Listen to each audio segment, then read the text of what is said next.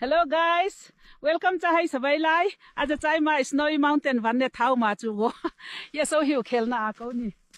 यहाँ हिमाल नै छैन, यस्तो ठाउँ बनाउँछन् र नेपालमा त हिमाल नै हिमाल छ, खाइ केही गर्दैनन्, केही सिकाइ चोर्ने त हो। ओहो, अब त स्पिडमा आयो जस्तो छ नि।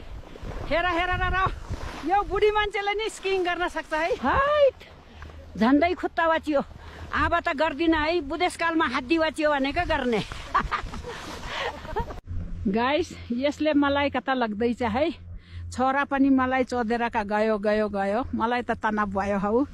गाइस, मेरो छोरालाई देख्नु भएको छ? म त हराए हौ यो जंगलमा, फोन पनि छैन। आय आय बचाउन हौ कसैलाई, मलाई भालुले खेदायो। राम राम राम।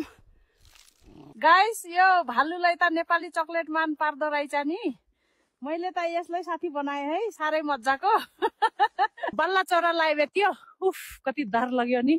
आज त एउटा साथी नि बनाइयो, साह्रै मजा आयो। लाइक, फलो र कमेन्ट गर्न नबिर्सिनु है।